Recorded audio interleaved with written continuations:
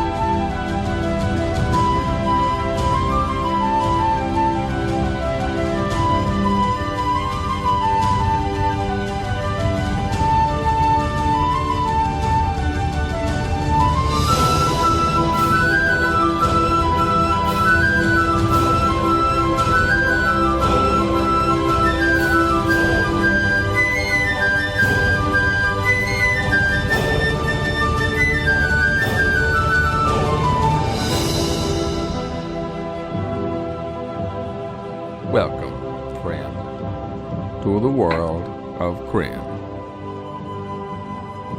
Step into the river of time and let it carry you along its slow-moving current as it winds its way through history and the continent of Ansalon. Be a part of that history as you join the never-ending struggle between chaos and order. On Krynn, the gods of good and evil war eternally, joined in the battle by mortal beings such as yourself and Krynn's true children, the dragons. You may journey with wizards as they risk their lives to take the test that can grant them great power. You may quest with brave knights to prove honor and worth, or discover heroes and ordinary people who fight for their homes and loved ones. Your travels may take you through lands of mysterious ruins, populated with terrifying creatures. You may fly on the backs of dragons in service of your cause, be it good or evil. The continent of Ansalon is a land of marvelous beauty, with a rich and fascinating history. You can choose to fight on the side of good, serve the cause of evil, or work to maintain the balance of the world. You may restore lost knowledge to the people, or search for powerful magical artifacts to aid in your struggle. You will face the awesome power of enemy worms and soar the skies on the backs of dragons that serve your cause.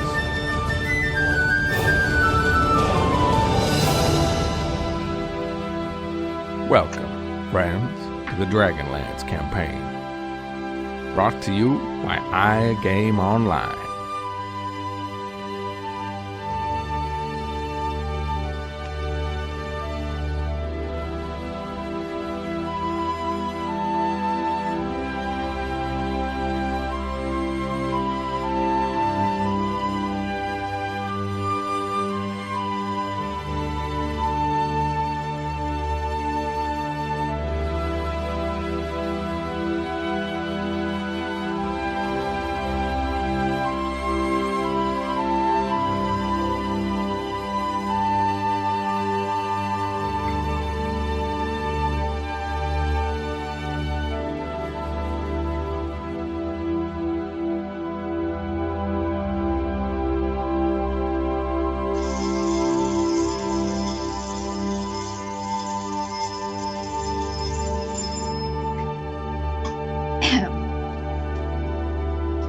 Is dinner ready by any chance?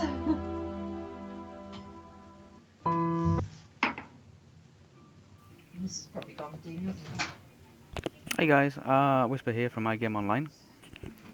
Somebody just wants to do confirmation that my voices are coming through on the Twitch stream. Just give me 1 second. Yeah, we got Jai in the control room who's checking the chat feed in case anybody asks any Yep, questions in the your chat. voices are coming through. Cool. And we've got Georgie Kitty who is in Skype at the moment with myself and Jai, and we have Azali as well. Azali's not on microphone at the moment, but she is following the stream and following the chat. Because she's a nub. I'm Um, gonna get shouted at for that in the you chat. probably are, yeah, you probably are. Um, No, of course you're not a nub. You're just a nub. So, guys, last night we made the announcement that we were going to launch a new tabletop campaign in the style of Advanced Dungeons and Dragons, which is entitled the Dragonlance campaign. And I'm fortunate enough to work alongside with Faye of iGame Online, who is a devoted Dragonlance, we can say like follower or Expert. reader, expert, fanatic. Who Fanatic sounds good. who keeps me right and I keep her right with regards as to the entire lore of iGame Online, which will be really, really handy, which will also mean that our tabletop sessions will be infinitely so much better, so much grander, and so much bigger than the MEP ones that we're currently running at the moment, which everybody seems to be following and listening to and enjoying. But a lot of you people wanted to know what was the Dragonlance. The Dragonlance is probably something that hasn't cropped up in your vocabulary. There's been probably one movie made about it, made by a little Indian company in the style of a cartoon, which you can freely go and look for and try and find a copy for it on DVD. There is a few floating around out there. There are several books of the Dragonlance, which you can find in the larger bookstores. It's not mainstream reading. It's some of that kicked off in the mid-80s, written by Margaret Weiss and Tracy Hickman, and the entire world of Dragonlance was created by Tracy Hickman and Laura Hickman when they were first employed by TSR, the developers of Dungeons and Dragons, back in the early 80s. One of their primary jobs was to create a new world entirely built for the Advanced Dungeons and Dragons system, which is relatively new back then. It was the Advanced Dungeons and Dragons after it was a normal Dungeons and Dragons, which was basically a system, and there was no worlds that it existed in or was used for. It was up to the players to actually create their own worlds and their own cities and their own inhabitants, and the system was laid out for them to be adaptable for that system. So there was no actual real world built purposefully for the Advanced Dungeons and Dragons system when it came on, and Laura and Tracy were the first ones given the task of being able to create an actual world owned by TSR for them to be able to use their systems in. So, like I've mentioned before to the guys, Lord of the Rings was a book, and then it was adapted into a game, as well as a movie and various other things, bits and pieces like that, video games and the likes of. Dragonlance was originally a game world. It was created by gamers, it was created by created for the tabletop environment, and then later on, after the game was launched and played, Tracy Hickman, a video gamer, and Margaret Weiss, who was an author and a writer, got together and they created the novels. The first line of novels was the Chronicles of the Dragonlance Chronicles, Dragons of Autumn Twilight, Dragons of Winter Night, and Dragons of Spring Dawning. Later on, they finished off that first season with the final book, Dragons of Summer Noon. I think it is Summer Noon or Summer Days, which kind of finished off the Dragonlance in its entirety. But a lot of people have gone back and continue to write it again. They followed that first original series of 3 books with the Legends series, which was Time of the Twins, Test of the Twins, and War of the Twins, which goes into detail the stories of Risla Magia and Camera Magia and how they settle their differences and eventually what happens to them. Still continuing some of the original characters from the Chronicles as well, taking part in that. After that, after the first 6 books, the authors decided to open the field up to the fan writers, because there was a lot of fan fiction being written about the Dragonlance in the mid-90s, early 90s, mid-90s, and a lot of those stories were published in the local TSR magazine Dragon, and a lot of them were picked up by the developers, and they were actually published, and they became the Book of Tales 1 and the Book of Tales 2, and then obviously that spinned off into a completely new saga which we call the Second Generation. So, this session's been set up, so anybody's got any questions with regards to the Dragonlance about the system or about the world in itself or its inhabitants or its history or its lore, which doesn't infringe on any spoilers with regards to the story, you will be playing. Anybody taking part in this Dragonlance campaign will obviously be playing the part of the first three books. Which is the Dragonlance Chronicles. So I'm going to start us off with a good question, Sure. which is, where are we playing it on? Where are we playing it on? You mean what system? Yeah, if you're doing it if you're doing it through iGame Online, Yeah. what system will we be playing it on?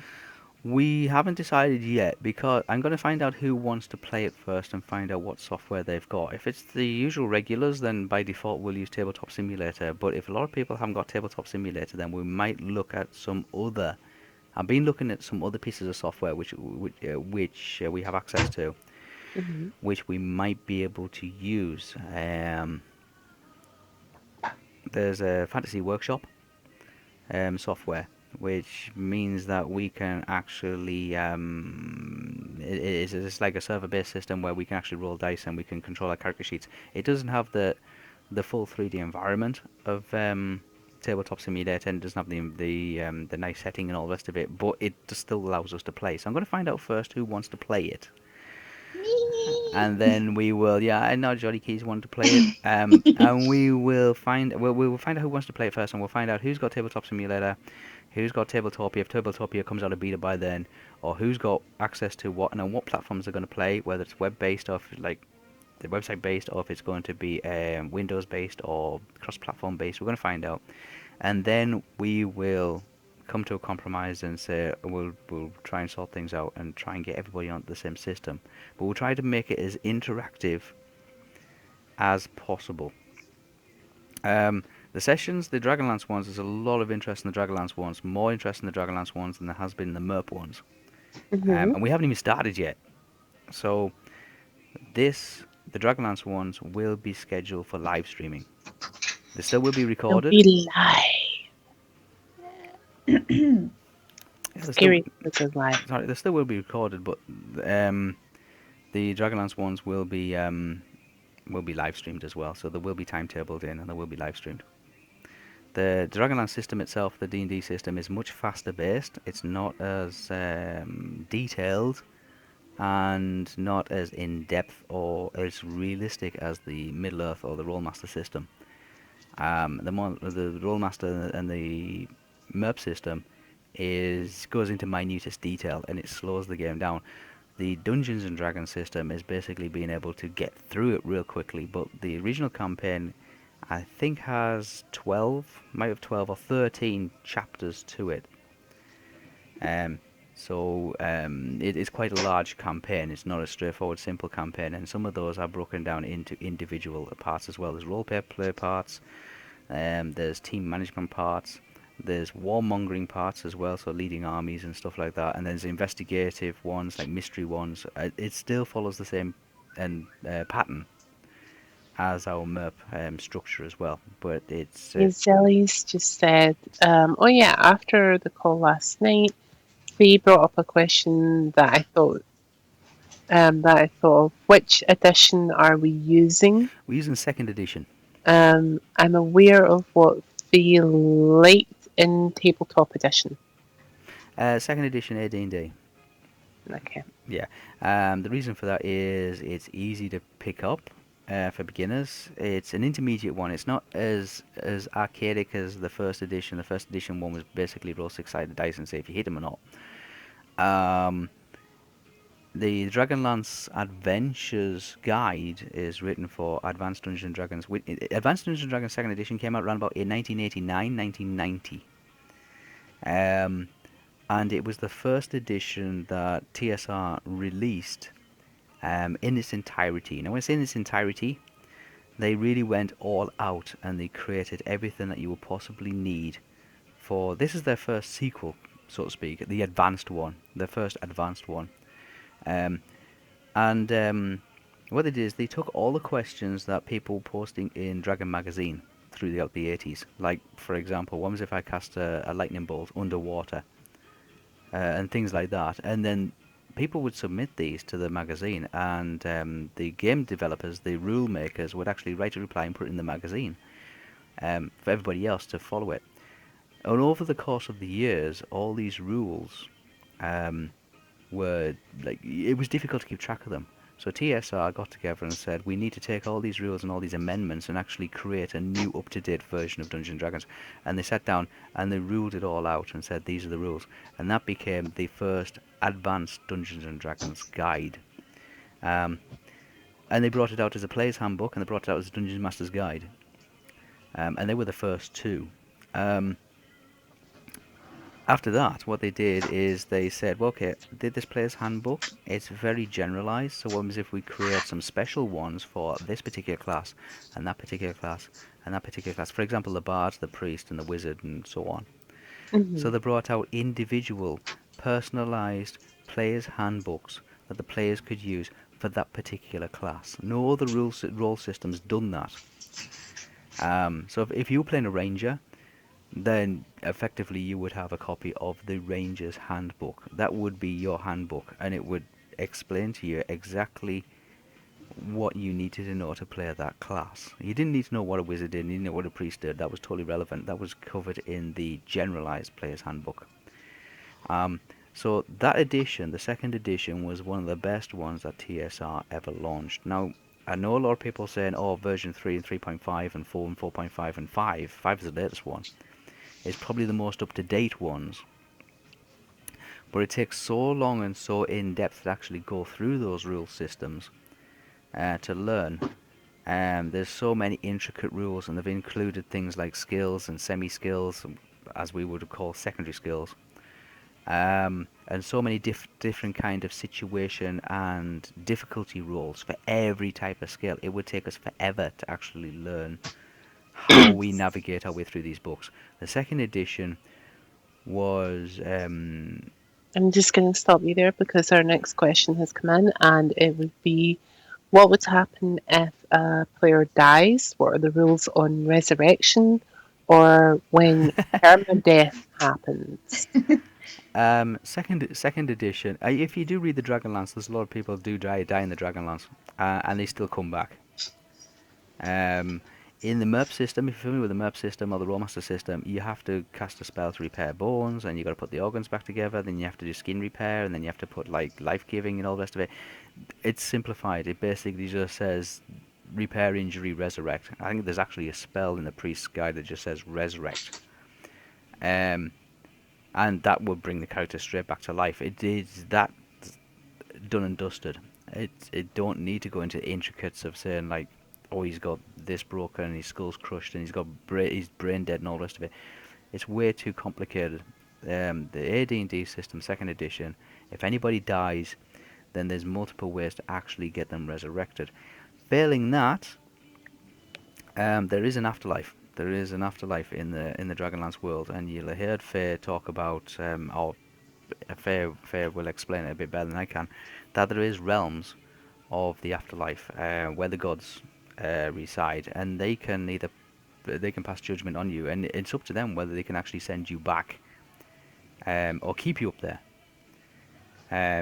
So I wouldn't be too worried about actually dying. Yes, it is kind of like it's like really, really bad, dying or getting killed or anything like that, but there's always the potential of being brought back. And if you do read the books, I think in the first one, in Dragons of Autumn Twilight, one of the heroes, Riverwind, actually gets mauled and like really, really mashed up by a black dragon.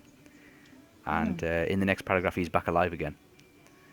So I wouldn't be too detrimental about actually dying in the game. But yes, you can possibly be killed in the games. A lot of people do get killed in the stories. It's not a spoiler.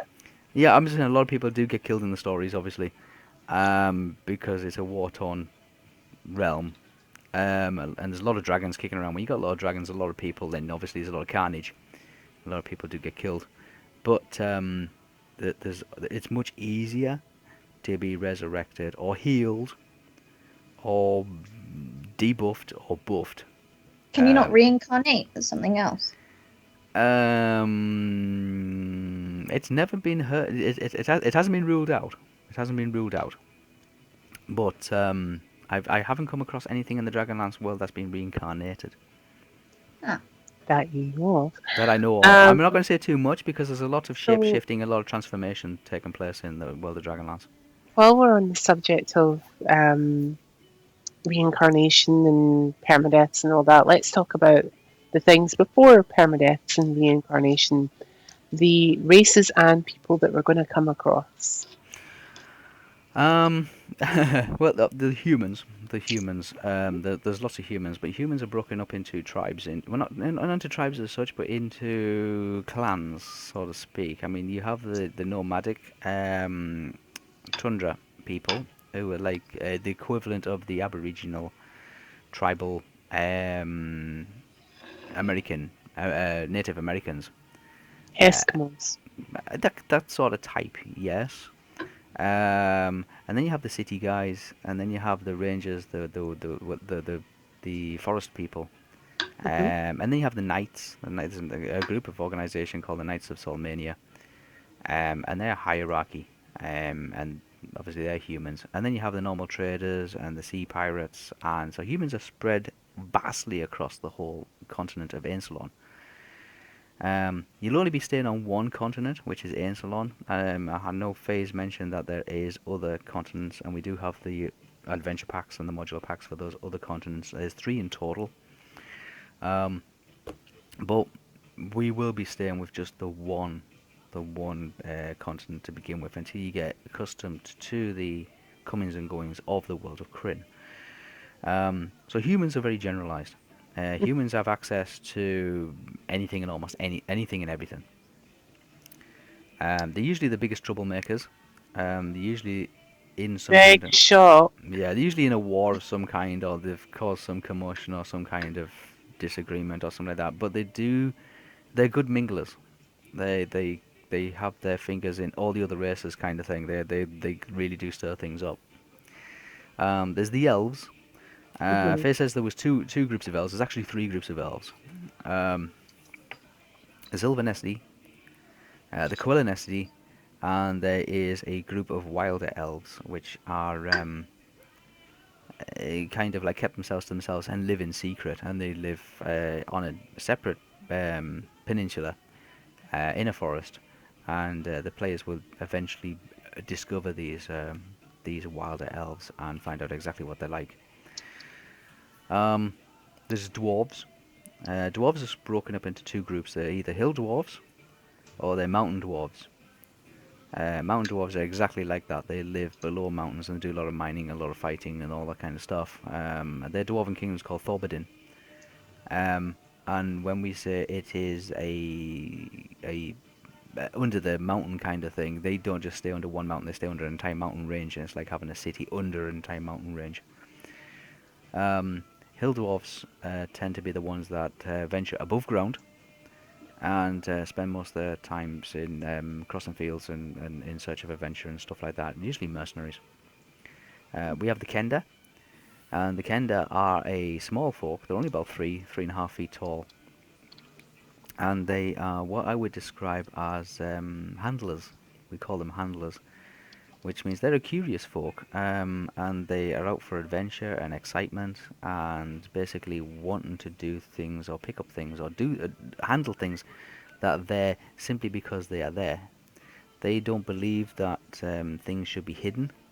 Everybody, like they have a right to see something, or they have the right to go somewhere or to do something, and nothing puts them off, regardless of what it is, um, which has its ups and downs. We have the gnomes. The gnomes are tinkerers. They are developers. They're inventors. They like to learn about all sorts of stuff. And but they don't adventure. They don't explore or adventure. They stay inside their own secret, like underground mountain complex, and they invent things. And they work closely alongside the humans, the Knights of Solmania, and part of their job is they create war machines for the Knights of Solmania. Many of them never actually work properly, but with a little bit of jiggery pokery, the knights can make it do something else, and it serves their purposes. Yeah, I have to admit, like when you were telling us about the gnomes, the one thing that got me Hmm. was the gnome flinger. The gnome flinger, yeah. Yeah. Gnomes don't have time to go upstairs. No, gnomes are very little people. They only have little short legs, little short stubby legs, and it's their answer to stairs. They haven't discovered, or later on in the book, I think you actually discover that one of them knows what an elevator is. Although the way they describe it and the way they build it is completely crazy. Um, but yeah, the gnome flinger is basically it's a catapult, and it's what it does is there's levels in this. You can imagine they have the city underneath a mountain called Mount Nevermind, um, where they all work, and they use the thermal vents of Mount Nevermind to run their steam engines and their contraptions, as well as their forges and things like that. It's also a good source of ores and minerals and things like that, which they can use. Um, but yeah, it's a catapult, this gnome flinger, and you basically sit yourself in it, and you set the torque, the tension, depending on what floor you want to land on. And then somebody basically just pulls a lever, and the gnome goes flying through the air, and through really, really clever maths and trajectory calculations or something, they land on that floor. And if basically they land in a net, which springs out underneath them on that floor, and they land in the net, and they basically climb out, and that's how they get onto that floor. If that fails, then the net on the floor below automatically launches and catches them, and subsequently it goes all the way down through all the nets until eventually if all the nets fail, if there's a massive catastrophe or something like that, then there's an emergency disperse of sponges and water. Right? And that's not for the gnomes to land on. That's to clean up the mess afterwards. And a gnome cleanup team comes out and cleans up all the mess. And then set about investigating as to why the contraption failed in the first place. But there was lots of crazy inventions as well. I mean, I recall, if you do read the books, and I'll make the books available to you somehow, if you can't source them yourself. They created a weather prediction device.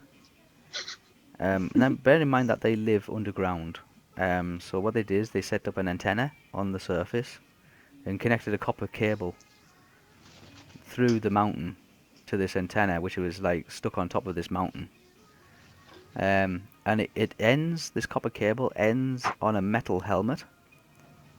And what they do is the gnome would actually sit in a chair and put on the helmet, and if he can hear the rain outside, yeah, he knows it's raining, because obviously the sound will travel down the copper cable, and he can listen to it inside these. So he can listen. If he can hear the birds singing, he knows it's sunny.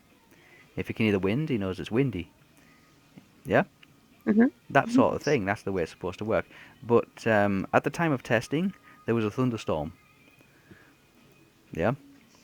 Lightning! So yeah, the antenna outside stuck on top of a mountain, was struck by lightning, and the lightning passed down the copper cable and ended up frying the poor little gnome that was sitting there in the chair. Well, these gnomes sound like minions. It's quite funny. They kind of like our minions, yeah. Nobody knows how many there is, but there's a great number of them, and they all look alike, and they're named. Their names are odd as well, because what they do is they name themselves after their ancestor. Yeah. Mhm. So, what they do is they name themselves. So when a gnome's born, it gets a name, but it gets the name added on to the father's name, and added onto the grandfather's name, and added onto the great-grandfather's name. Oh, God. Yeah. So a 35th generation gnome would have 36 names in it. Oh. Yeah? Oh, Oh god. that Yeah. poor little gnome. Yeah, no, exactly. Yeah, so that's how they're named. So it would be Fred, Bob, Charlie, George, Barry, Axe, Max, you know, right? Yeah, we get it. We All that get kind it. of thing, and that would be its name. And then when that gnome had children, then it would have his name plus another name on top.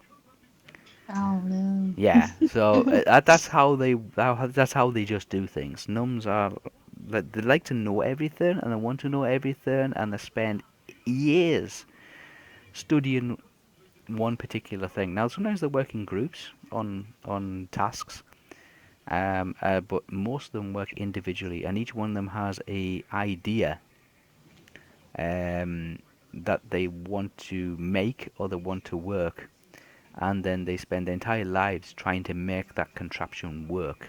When they're not doing that, they're investigating other contraptions or anything that is brought to the gnomes. So, for example, if you had a magical device, then what they do is you take it to the gnomes, and the gnomes would take it away for analysis. Now, what's involved in analysis, I'll keep to myself. Probably destroy it and see if it gets back together again. But they try all sorts of things, especially with magical devices like wands and staffs and things like that. Oh dear They have a gosh. laboratory just for testing magical items, which is just mind-bogglingly mental. But that's gnomes. Um, Sally, you are not playing a gnome. You'll blow it's yourself up not at advisable. school. Gnomes don't belong to any particular class. You can't play a fighter gnome, and you can't play like a priest gnome or a magic user gnome. They just have their own unique albino. Yeah, Sally. They just have one class, which is basically a tinkerer, which is a bit almost like a trader. Um, they don't fall into any particular category. So not even a bard or a ranger. You never see any like that. They're just a gnome. Um, obviously you'll meet them on the adventure, obviously because they're written into the story. Um, but they are a force to be reckoned with when they. I think there's one thing. Gnomes are very very smart and very very curious and like messing about with stuff like that. But when they try to organize themselves, can you imagine a gnome council? Is just one thing you do not want to be tied up in. It's yeah, it can be quite crazy. Yeah. Yeah.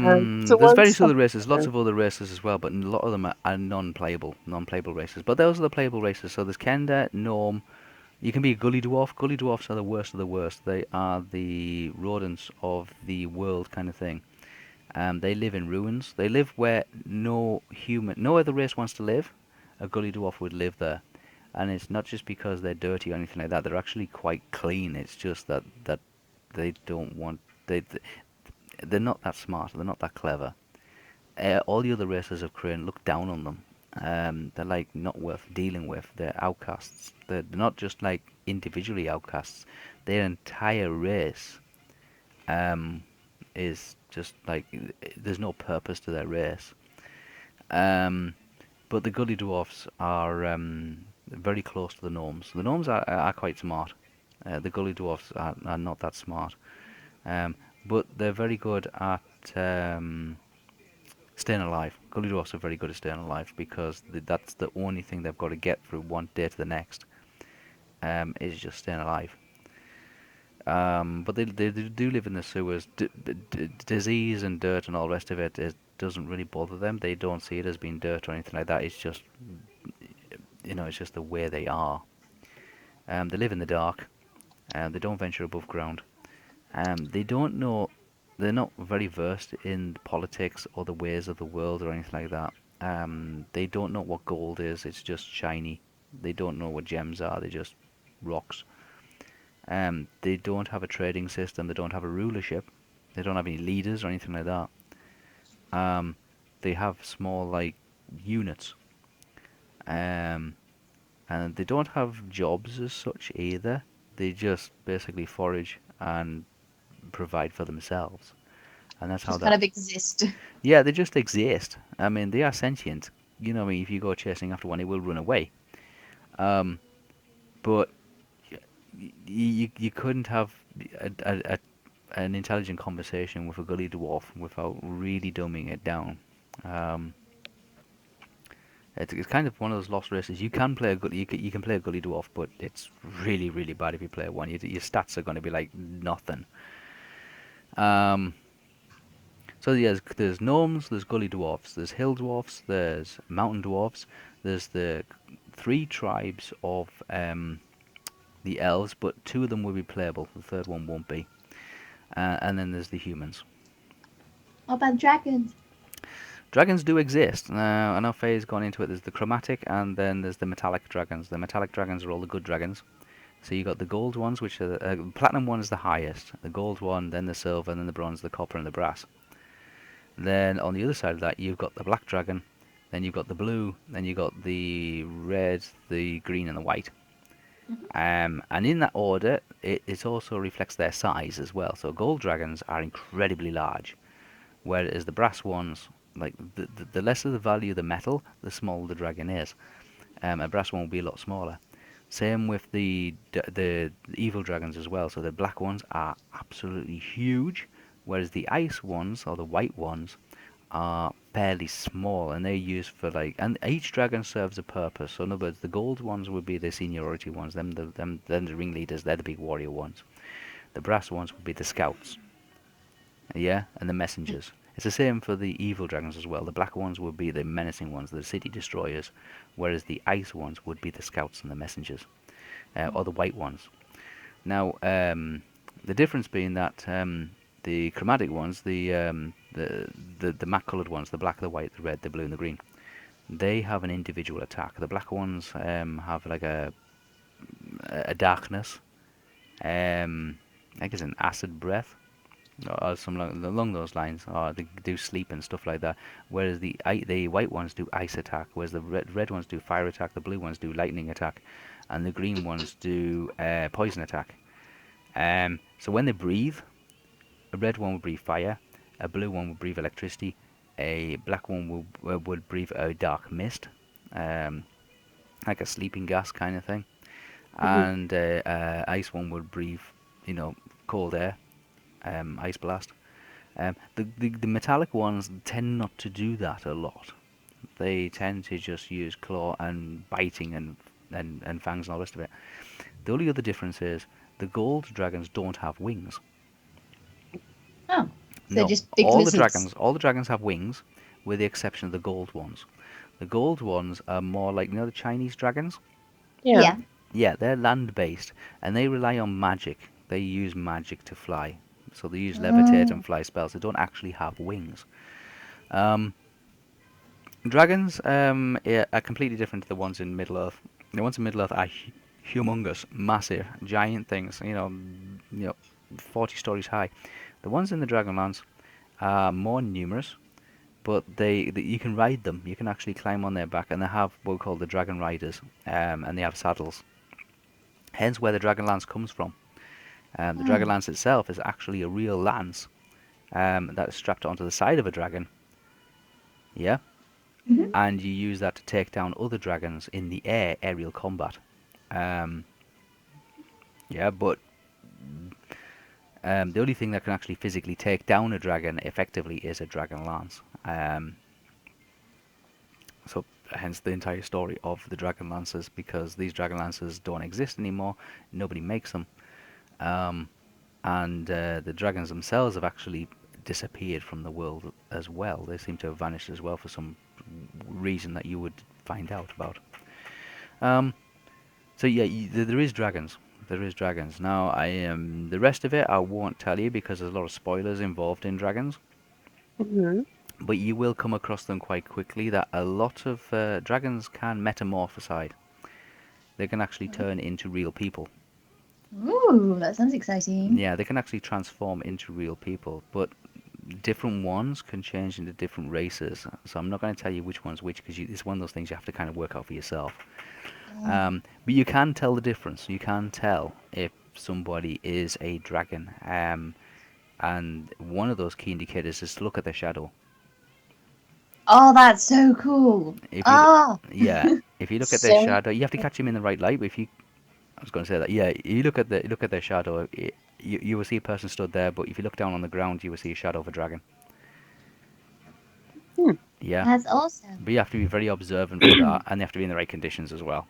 So Zelly has asked in the Twitch chat, which, by the way, anybody who's listening to this, that wants to watch it alongside because there's some wonderful artwork up, go along to Whisper's Twitch at www.twitch.tv/whispergreentalk. Shameless plug there. Mm-hmm. And join us in the chat, and I will hopefully see your question and read it out. So Zelly asks, can you explain all, well, after you're done explaining all the races, can you explain the name conventions for each race since you said about the gnomes? Well, Or I mean, Gnome. where they reside. No, I think what she means is like, can you explain like the methodology behind it? Like, you know, why it is the way it is. Like, I mean, like, Zelly's got a voice. I'm There we go, we putting have the a mic voice. right next to my face rather than holding the headset. I meant like All right. naming conventions in terms of like how would you name your character if you were a human, if you were a gnome, if you like how you said that gnomes would add all their ancestors' names in forward and be like Bob, Yeah. Ken, Derolo, the freaking something. Okay. You know. The Kendas kind of name themselves either. Have you heard us refer to Tasselhoff Barefoot, which means he's a silent walker. He also refers to somebody called his Uncle Trapspringer, which means he's really good at being able to or nimble finger. So what they do is they kind of they can have any first name they want. They can have any first name they want, but their surname seems to signify something that on them, like a actual physical body part, which they are exceptionally skilled at doing. Yeah. Oh. So that's the Kenda. So Tasselhoff Barefoot means that he's a silent. He walks silently. Nobody can hear him coming. Okay.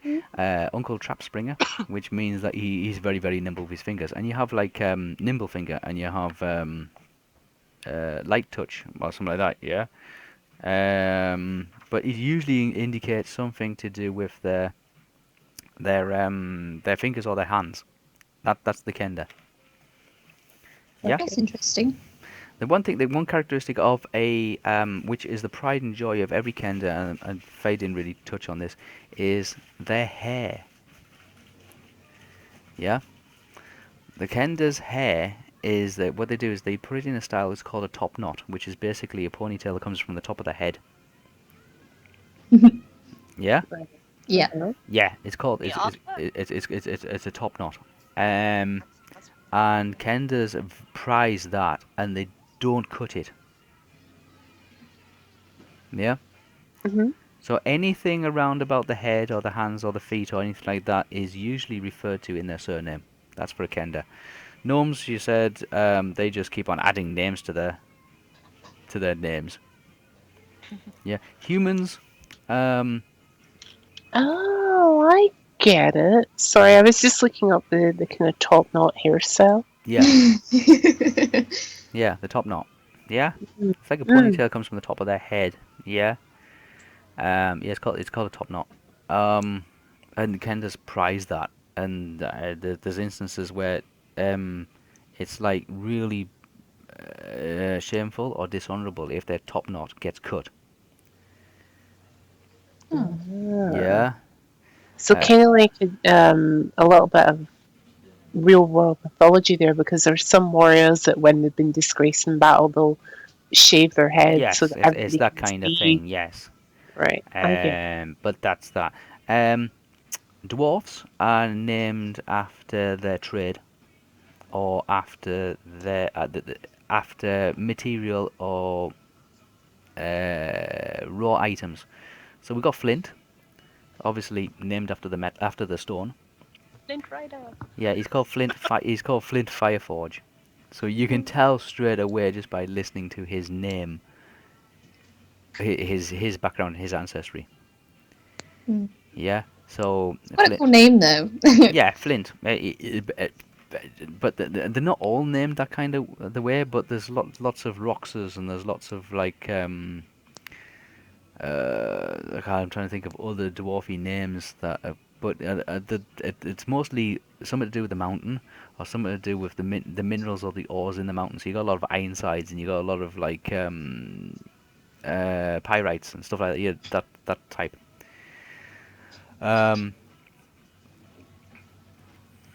Half elves use actually half elven as their second name. Oh. Yeah. So we have Tanthalos it's basically called Tanthalos. You'll find that the elves only have one name. There's three significant elven names in the Dragonlance. There's Lorana, Mhm. yes, which is very elven-like, and there's Gilthanas, which is Lorana's brother, and then there's Tanthalos. Yeah. Mm-hmm. So there's lots of l's in it, lots of l's and lots of a's in their name. Um, and Tanthalos is the half-elven. So what he does is he basically breaks his name down. Instead of being called Tanthalos, he's called Tanis. Yeah, and he's Tanis half-elven. Yeah, Yeah. because the elves don't have a surname, but because he's trying to mingle with the human society, he gives himself a surname, and the best surname he can possibly give himself is half-elven. So he's Tanis half-elven, but his name's Tanthalos. Ah. Lorana's Lorana, and Gilthanas is Gilthanas. So they use a lot of mythical, elvish, typical elvish names. They don't signify anything, and they don't represent anything. Hmm. The humans are the complicated ones of them all. The ones that come from the tribes. Yeah. Mm-hmm. So I got Jade just asking a few questions as well. Well, we're in the chat, Jade, so feel free to kind of put it in the chat and we'll see. I don't know. Yeah, so the humans themselves depends on their particular class. So the knights are lots of blades and crowns and shields and stuff like that. So one of the key players key story members that you come across is Strum, and Strum has a surname called Brightblade. So if you can just think about the typical games that you play in Guild Wars 2 or in Skyrim or something like that, you come across a lot of bright blades and a lot of sharp blades and a lot of like I don't know, hand crowns and stuff like that, and a lot of like that knighty kind of feel to them. Mhm. Yes. Hmm. Or Dragon's Bane, or um, Longsword, or all that kind of stuff. Yes, it usually signifies something to do with the sword or their armor or to some great deed they've done, like Dragon Slayer or something like that. Yeah. Yep, that's how knights kind of get their names. The tribal ones, we just go nuts with hippie stuff. There's two main ones in the story which kick it off really, really, really well, and we've got Gold Moon, Uh-huh. who is a priestess from we call the the Quistis tribe, the Queenie tribe. I can't remember the exact pronunciation of it. And I say tribe. It's not a clan or a group or a city or civilization. It's a tribe. So you got Gold Moon and you have Riverwind. Hmm. So if you think more of like Native American names, you know, like Brown Sparrow or like Muddy Water or what, I don't know. Yeah, Yeah. Yeah. they have those kind of names. Everyone else, all of the other humans, just have the typical regular name, and it's usually associated with the trade they do or with the profession that they're in. Yeah. Okay. Mhm. So the names, there's no law as such to say what you can and can't be called, but to fall into character, you usually pick a name which is very typically deals in the background of that particular race. So for the Kenda, it's basically Lightfinger or Barefoot, or Yep. that kind of thing, whatever they're particularly good at. For the dwarves, it tends to be whether the mountain dwarves, it's usually about a rock, yeah, or about the skill that they do. So Fireforge, or you can have Ironsmith or Ironmonger or that kind of thing. And there's loads of them. I'll point you in a direction of a website where you can actually find those kind of things. Or there's the humans, which depends on what kind of tribe they belong to, and the elves, they just go for typical, everyday, mundane, single name, no surname, elf names, whichever comes to mind. Again, I'll put you towards a website where you can randomizely pick some. Half elves, they do retain their elvish name, but when in human society, they kind of abbreviate that elvish name and give themselves the surname of half elven. Okay? Gnomes are just gnomes. Gnomes are just gnomes. They just have names that keep on going forever. No Yeah. Can't wait to write that. No wonder the gnomes. When you come to, I always- tell you, they're in book 2, which is Dragons of Winter Night.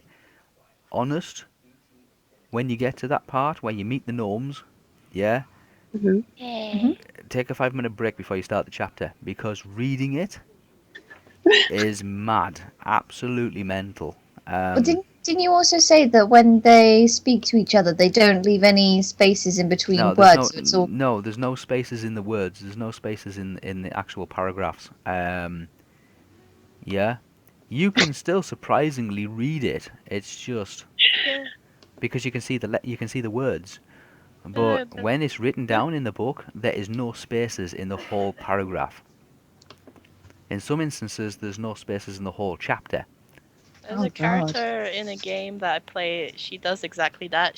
They write it in the translation in English. They just put all the letters together, and and the actress that did her voice will say it really fast. So you're like, what is she saying? Yeah. But it's not that hard actually to.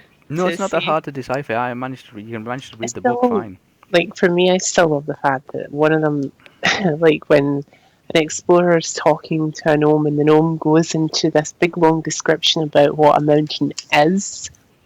Oh yeah, I love that one. I And the love guy that. I just read turns that around out. That and was says, absolutely brilliant. "Mount The Mount Nevermind, yeah. Because the map maker, the story goes that the map makers of the world of Krynn, before the Great Cataclysm, went out there and said, okay, so what do you call this place? And he asked the gnomes, which was a big mistake. So the gnomes gave him a huge title for what they called it, which basically meant magna goes up through the crust and kind of erupts on the surface and then solidifies, and then we analysed it and found out to be containing quartz, granite, this, that and the other and all the rest of it. And after, yeah, and that's Yeah. what they called it. That's what they called the mountain, because gnomes like to pack in as much Not true. information as they possibly can into that name. This is the graveling, filterizing thingamabob that uses water that goes into a line of defense when you try to use it. Machine. That's it, yeah. They try to explain everything inside the name, and you can't get. Anyway, the map maker said we can't put on the map, so never mind. They I said, have to be a gnome. I'm sorry. yeah, I have to be a gnome. I'm sorry. I will I find. want to be a healer, but I have to be a gnome. No, I'm sorry. the gnomes don't do healers. They just do just meddle with stuff. No, that's what I'm I saying. Like, soap and buckets. Zelly would be great as a gnome because Oh. she would just go into big, like, she already goes into, like, for people who know Zelly, this will not come as a surprise, but when she explains something, she sometimes, only sometimes, goes into this big, long explanation of what it is, and then what it is you're supposed to do with it, and then what it is you're supposed to do after you use it, Yeah, or after you've done it. And that, like, after you telling us about the gnomes, that is Zelly. That is so I'm Zelly. trying to you know. quickly find a paragraph that kind of. No, Jade, we're just talking about, like, Just the specifically races. Zelly's just kind of mentioned she wants to play a gnome, but Okay, we're saying, that's why, because So, she would explain. I found the paragraph, and it says, the map makers went out. It was the map makers from the Knights of Solmania, which live in the same area, which is an island called Sanchrist. Mhm. And they said, we're mapping this island because of take inventory of the Great Cataclysm, which you heard Faye say that the mountain was cast down and smashed the world to pieces. Mhm. It affected more continents than just Ansalon, and you're just going to be playing on Ansalon. So they went out and they were going to redraw the maps because a lot of oceans disappeared, and a lot of oceans moved in, and a lot of mountain ranges fell, and a lot of mountain ranges raised, and a lot of forests were burnt, and all the rest of it. So they had to redraw the maps. So they went to where the gnomes lived, and they said, "So what do you call this mountain?" And the gnomes all looked at each other, and one of them turned around and said, "A great, huge, tall mound made of several different strata of rock, of which we have identified as granite, obsidian, quartz with traces of other rock. We are still working on that has its own internal heating system, which we are studying in order to copy something that heats the rock up to temperatures that convert it into both liquid and gas state, which occasionally come to the surface and flow down the side of the great, huge, tall mountain." He was going to keep on going. And the map maker said, "Oh, it doesn't matter, never mind." And that's what he wrote on the map. So that's what they named, that the gnomes named that mountain that. Yeah? And they do that for everything. They do that if they invent something, they try to put as much information of how they built it and what it does into its name. So you, Sally. I have the biggest grin right now. Yeah, but they talk like that as well. They don't stop to take a breath, they just keep going. And when you do, if you do read it in the books, be prepared, because the paragraphs are just no spaces, no full stops, just continuous paragraph. That must be Because like a nightmare to read. If you can still read it. It's just you got to take what I did is I used to go through it and Takes a actually little bit cover up longer. each letter and say where that word ended and that word began. you know, the funny thing there is like a lot of people who have dyslexia like will read like that. Like everything's just consistently joined up. Like there's no Yeah. beginning or end to There's a no word. space between the So words.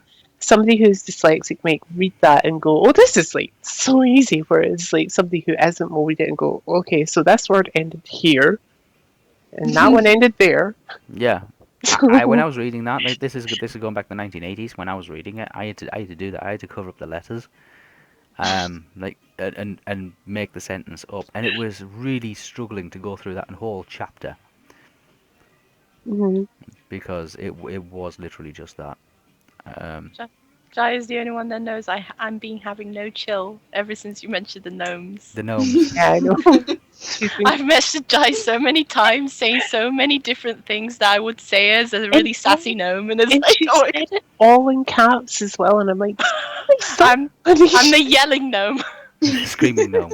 Scream Yes, what you guys are like sometimes. names that you would have as a gnome. Screaming gnome. Yeah, screaming gnome. Screaming gnome. But yeah, that's the gnomes. They talk in long sentences. They don't take a breath, and they try to get as much information out really quickly. Which kind of explains everything about what they're talking about, or the item they're talking about, or the person they're talking about, or the place they're talking about. So in the name of Mount Nevermind, when they call it like, water, magma that comes up from the surface and boils everything, and then we found it's got obsidian and quartz and all that kind of stuff, all in that. They try to give you they give that a name, but it also they're relaying information to you to the reasons why they've called it that. Yeah, it's just the way they are. It's the way they are. They are strange, unusual lot, the gnomes. I also put something straight after that, which I wanted to ask. After the whole naming conventions, then can you explain the class conventions for each class, each race as well? Oh wow! Yeah. Oh wow! Well, you don't have to go into detail, but generally, like you said already, like the gnomes is just the gnomes. They're Gnomes are tinker gnomes. people. They're just tinker people. Yeah, No other classes. they take things to bits to find out how they work, and then take some years, if not, they can't put it back together again. And then the humans can be anything. Humans can be anything. They're free reign. They can be anything. They're the most diverse. The humans are blamed for a lot of mistakes that happened in Krynn's history. But they can be healers. They can be what we call priests. They can be magic users, which we call the wizards. They can be warriors. They can be rangers. They can be thieves. They can be bards. They can be virtually anything. The elves. I don't think there's much in the way of limitation on the elves, but I will check, because I know what you guys are like sometimes. Gnomes are tinkers. No, that's it. The Sylvanicity, they're mostly rangers, wizards, priests, and general fighters or paladins. What about the shapeshifters? The shapeshifters. Hmm. You mean the dragons? Yeah. The dragons. A dragon's a dragon at the end of the day. Okay. Um, dragons can shapeshift into humanoid forms, but depending on what dragon it is, and I'm not going to say what it is, they can shift into either a human, an elf, or a dwarf. Hmm. The reason for that is because they were the three main types of inhabitants of Krynn before the passing of the Greystone. And the passing of the Greystone was the gods were apparently messing about with something, and they dropped it, and it floated past the planet. I'm guessing in our terms of explaining it scientifically would be a comet. Yeah. Now, as that thing passed over the planet, it also kind of like scattered off a bit of its magic, and that inadvertently transformed some of the existing creatures into the creatures that we have today. So from the dwarves, we've got the gnomes, and the gully dwarves, and the kenda. Yeah. Mm. And from other, we kind of got all those other races. All those other races weren't originally there to begin with. They kind of like just materialized because of the magical properties of this passing, what we call the Greystone. Faye can explain a lot more about that than what I can. The Wild Elves, you won't be playing the Wild Elves. The QnA ones are pretty much the same. They can be Cavaliers, Paladins, Fighters, Wizards, or Priests. Okay. Okay. Half Elves can be anything, with the exception of Cavalier, Paladin, Barbarian, Illusionists, but they can be anything else. Dwarves, you just have to apply your common sense to that one. They're Fighters, Barbarians, Rangers, Thieves, and Priests. Mountain Dwarves, Cavaliers, Paladins, Fighters, Thieves, and Priests. Gully Dwarves, you ain't got a hope in hell. Gully Dwarves can only be Fighters, Barbarians, or Thieves, or Priests. Priests are level 5 only. Kenda, I'll try and find what Kenda are. Kenda are the funny ones. Kenda can be... They're very limited. They can be Fighter, Barbarian, Ranger, Thief, Cleric. Yeah, that's it. So they can't be magic users. So there is race limitations. So if you want to be more diverse, be human. If you want to be diverse but with some limitations, then obviously go for the dwarf or the elf. If you want real strict limitations, but you still want to play the character, go for Kenda or some of one of those the mixed up transformed races. Okay? Mhm. You cannot roleplay a dragon. Ah. You cannot roleplay a dragon. You cannot roleplay a dragon. No, the dragons are NPCs. Mhm. And they're already written into the story, to be honest. Mhm. Okay, so yeah, there is limitations on the class you can be depending on the race. So if you say, I'm thinking about playing this race, I will tell you what class you can play. There may also be restrictions on what level you can advance to. Oh? Yeah, it just brings in game balance. Nobody can exceed level 18. Okay. There's a level cap in Dragonlance, level 18, and that was decreed by the gods. And I heard Faye mention that there was only one person that ever tried to surpass level 18, that was Raistlin Magia, when he tried to become a godlike person. He actually got to level 20, but I won't say what happened to him, but it wasn't very nice when the gods actually found out. They got all godly. He did got really. He started to become really godlike, and they didn't stand for it. And there were major repercussions for him and for everybody connected to him. And there was a whole story about it, which you can read about in the second group of 3 books, called "The Time of the Twins" and "The Test of the Twins" and "The War of the Twins." And it doesn't end very well, to be honest. Any questions? Any more? Not at the moment. One thing that Faye did get into was the red, the white, and the black. Mhm. The obviously there's the gods of good, which are the white-robed people, the gods of evil, which are the black-robed people, and the gods of neutrality, which maintain the balance between good and bad, which are the red ones. And that is for the magic users, including the priests and the mages. Yeah? Yes. Oh, so I guess I could ask about Mhm. how the what was the word? Okay. Alignments are like. Yeah, the alignment's the same as normal. Chaos, neutral, Yeah. lawful, good, evil, neutral. Okay, so if you want to draw yourself a noughts and crosses table, Yeah. and put neutral right in the middle, and then put on the left good, and put on the right evil, and then put on the top lawful, and on the bottom chaos. Yeah? Yeah. Yeah, Chaos. as row and columns, then you can find out who gets along with whom. Yeah. So if you got lawfully good in top left, and then you've got chaotically evil in bottom right, yeah, they're not adjacent to each other, so they tend not to get along. Oh. Okay?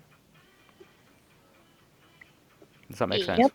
Yeah. I'll demonstrate that for you guys. If you just draw a noughts and crosses table and basically put neutral in the middle, put good on the left, put evil on the right, lawful at the top, and chaotic at the bottom, and then go through and fill it in.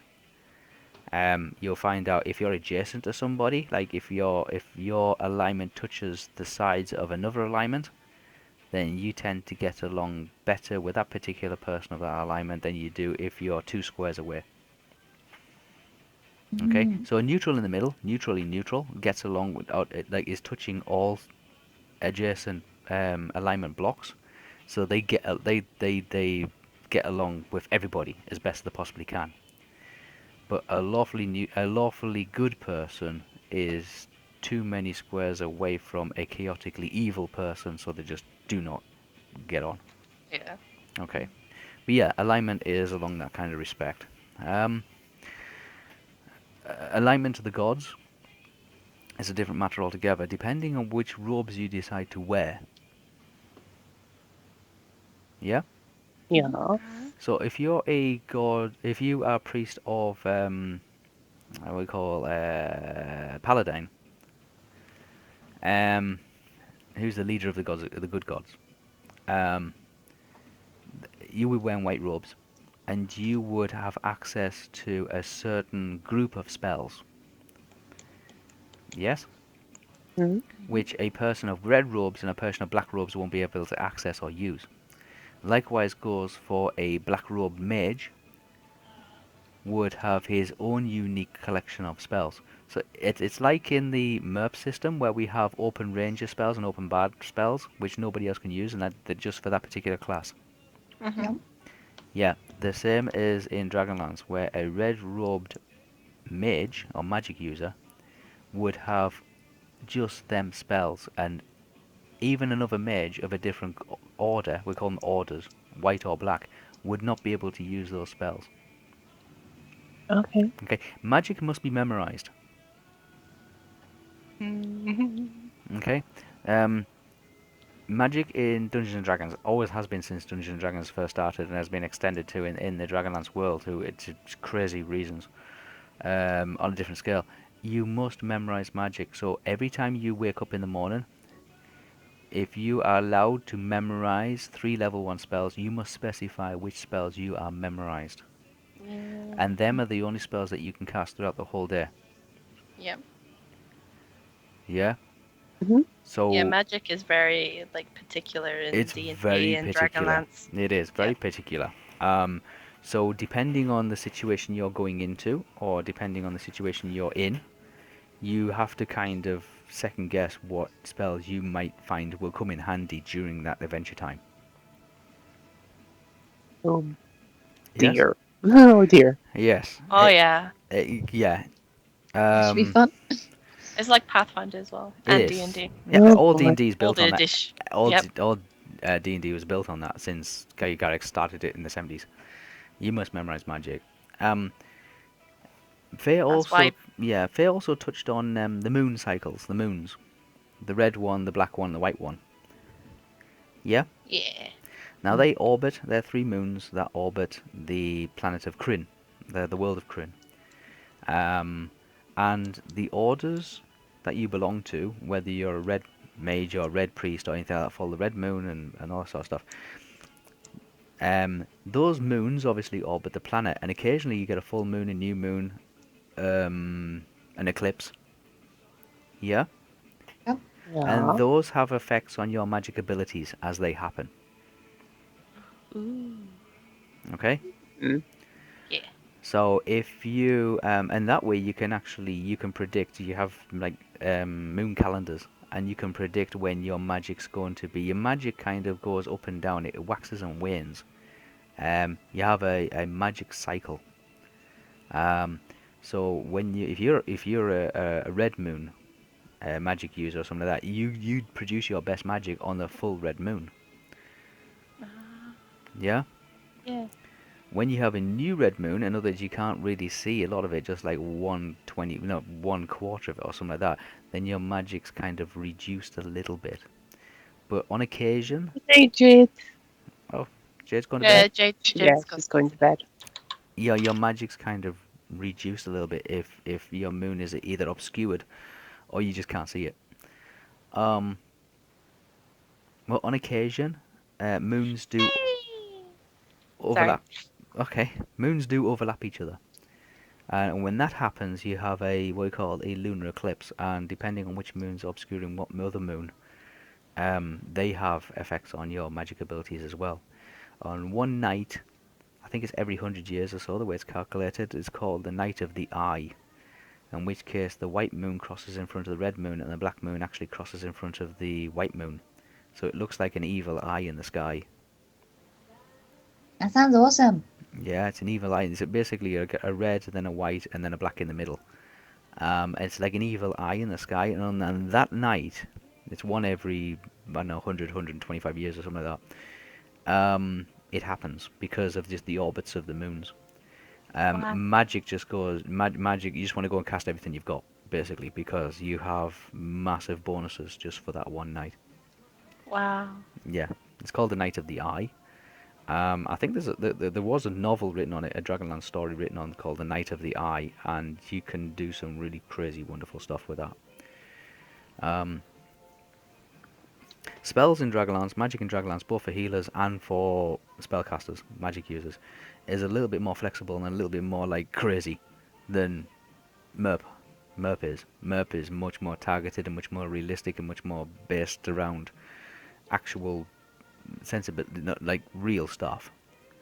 Magic in Dragonlance is, or in D&D, those who play in D&D will know that you can have a time travel spell. You really can go crazy with the spells. Yeah. With the Dragonlance system and the D&D system. Yes, a lot of the spells do require different to Middle Earth is that these spells require ingredients.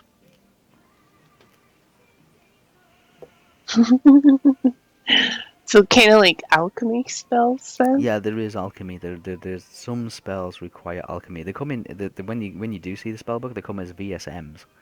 I'm sure it's changed by edition 4 and edition 5, but they might have involved something else as well, or taken some of them out. But in edition 2, they fall under VSM. Now VSM usually stands for something really complicated, but one of the option rules is that you can transform it into verbal.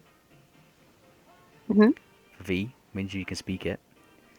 S is you can sign it. In other words, you can move your fingers around and move your hands around and actually cast the spell just by moving your arms about. Yes? Mm-hmm. Or M is mental, which means you can actually think. You can think it, and then the spell will go off. Wow. Now you see a lot of this in in fantasy where it says, "Oh, you must use silence on the magic users, or tie them up so they can't move their arms around." Yeah, Yeah. and that's where it's derived from. Yeah. So if you've got a magic user and you want to keep him, you want to take him hostage, basically gag him and tie his arms behind his back, because that seriously stops his magic casting ability. But if he has got some spells which fall into the M category, then he just has to think about it, and they'll still happen. Basically, at that point, if he does, you're kind of jiggered. Well, yeah, but not many. There's very few ones that fall into that. You can actually mentally cast them. Yeah. Or mentally summon them. Yeah. So yeah, there is conditions for being able to. Some of them fall. It says VSM, which means basically you can speak it, you can sign it, or you can just think about it, which means it depending on the circumstances, you can choose how you wish to do it. How do you want to do this? Yeah. But if you're silenced, or if Boom you're is possible. Hmm? Zelly's saying, how do you want to do this? And I'm like, with as much boom as possible. Yeah. Boom. Boom, fireball. Boom! Fireball! No. There Fireball. goes the neighborhood kind of spells. Fireballs are devastating. Yeah, the D&D system. Those that play Pathfinder and play D&D and or any D&D system in any particular world, like Forgotten Realms or Pathfinder or that sort of stuff, will know it's really fast paced. Yeah. You just basically just roll a dice and say yes, you hit, and that's it. And you just do Roll damage for dice. damage. Yeah. Yeah. And add any bonuses on, and that's it. It's just crossed off. It's none of this like, oh, you've broken his arm, or you've twisted his ankle, or he's dropped his weapon, or anything like that. It's just that's how much damage you've done. It's much faster paced, so you will get through the chapters really quickly.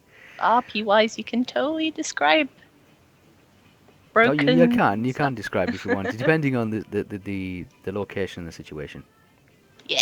and what's happening, and how many people are on him at a time. Yeah. Yes. Equally with fumbles, you can still fumble. Yeah, natural ones. Yeah, they're good ones. They're good. They're good. Why do I see a lot of natural ones in the near future? Could happen. If we do go for the Dragonlance system, and we do start it, and you will be using just the one dice, so no knocking, Zelly. Yeah, I know. I know. It'll be natural dice rolls. Yeah, I know. Yeah. So no knocking. So yeah, that's what you roll. Is That's what you get. that what she's doing when she's flicking? Yeah, flicking the dice. Yeah. None of that. None of that. No, can't do that. None of that, Zelly. None of But you that. do get a greater variety of dice to play with. Yay. Yeah, the 10 Ah. sided. Yeah. 12 sided. You didn't need to teach me how to do that because, like, you haven't taught me how to do that How yet. to flick the dice. Yeah, how to flick the dice. I told you it's F6. I told you this. No, you told me that. There's a difference. Press F6 and then just hold down the mouse. Yeah. So any questions? Any more questions about the Dragonlance or Nobody world of said Ansalon, anything. Remember, guys, if you can hear us, feel free to put in a couple of questions in the chat because, we need them. Ask your questions. Now's your opportunity. Your time to shine. Whatever. It's a complete different. If you guys have not seen the film, I recommend that you watch the film, Dragons of Autumn Twilight. It is That be found on YouTube. Yeah, it's on YouTube. Yeah, if you search Dragonlance movie on YouTube, you'll find that like loads of people have put the film on there, and you can sit and watch the first book, which is Dragons of Autumn Twilight. They didn't make the second one or the third one. It's voice acted by Keanu Reeves, Keith Sutherland. Sorry, Keith Sutherland, and Lucy Lawless, and various other well-known actors. Well-known actors to the point Forrest won't know them. Eh?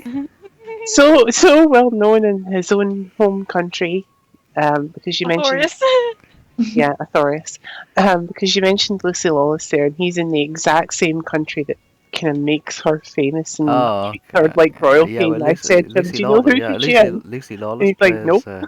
No, Lucy Lawless plays Goldmoon in Awesome. Dragonlance. Yeah, and the reason why they did that is because they wanted to do it. When the role for wrestling came up, Keith Sutherland, who's famous for playing Jack Bauer in 24 and things like that, Mm, um, he he said he wanted that role. He wanted to play wrestler Magia. Yeah, that's just on the basis of they read the books. They read the books. Yeah. But I would say if you get a chance, go watch it. I think it's only about 90 minutes long. It's not a very long film. I'm not a big fan of it because they did kind of overexerted themselves from the books in a great way. One of the characters, Tika Whalen, who later becomes Tika Magia after marrying Cameron. In the movie, she was very, very flirtious. She was a flirtious, red-haired, ginger freckled girl. Sounds like Um, me. and in the book, she's not like that at all. She's not like that at all. She's a very shy individual who's basically a barmaid, and just gets You caught know, up in it all. Yeah. Tika sounded a tiny bit like like the two versions of her that you're just kind of mentioning about. It kind of sounded a little bit like the Guildhall song, because like Dodger from Dexterity does this kind of thing where she's singing a song in a bar as a bard kind of thing, and Mhm. they go through all the different types of women you find in RPG games. Like you've got your women who are your tough, burly warriors that are Yeah. like running around with big claymores that they can barely carry because they've got skinny arms and whatnot. Yeah. Um, and so she goes through ones like that, and then she goes through a kind of like a dwarven girl as well, who's kind of like knee high and whatnot, and she's like, hee. And then she gets to this, like the finishing one is the barmaid, and they say like it's an orc guy that comes up next to this poor barmaid girl, and she like flinches at him, and she says, um, I rolled my eyes and sighed. It's hardly worth that easy kill. It wasn't less than seconds later that before I took myself a spill. So, dear listener, it's hard to know. Don't judge the cover of a book. My heart was one for her that day after the beating that I took. Yeah. Yes, so it really does show diversity within characters there, which is pretty cool. Yeah. I would say that if you're interested in it, definitely read the books. Definitely read the books. Mm, mm. Take I don't know, maybe a half a day or so, sit and go through the books, um, and get a feel for the Dragonlance, and you will recognize you'll recognize the characteristics of some of the main people in it. Yeah, they're very, very stereotypical. Flint is a very grumpy old dwarf. Tasloff is a very chirpy kind of like overexcited individual, little person. Yeah, Tanis is the leader of the group who doesn't think he should be leading it. But leads it anyway. Yeah, Cameron is the drink anybody under the table, really muscly kind of warrior. Raistlin is the frail, I want magic and I want it now and I want to be powerful and get my own back and everybody kind of magician. So it's very, very generalized, and you can probably relate to an awful lot of what what it is. Whereas Goldmoon and Riverwind are kind of like the teenage romantics. Yeah. Um, and they're caught on this adventure kind of thing, but they're doing it together kind of situation. No. They started the adventure, they'll end the adventure together, kind of that kind of scenario. Then you have the Lorana, who is the elf princess, who's like Princess Leia, is all dainty and all that sort of stuff until about 3 chapters in, and then that's out the window. And she turns into what we call the Golden General. She realizes that the world is not all pretty flowers and dresses and things like that, and it's actually a real nasty place. And if you don't pick up a sword and deal with it, nobody's going to deal with it for you. Is this a princess who did that? Yeah, one of the princesses did that. Lorana, she's princess. Tika, who's a barmaid, who's just trying to make ends meet and just wants to basically live in a nice little house with Cameron, is caught up in all this and is a quick learner and realizes that she has to basically sit up and pay attention and realizes now when they do go out on adventures, they are really dangerous. I'm trying to think. Gilthanus, who's an elf brother to Lorana. He is the kind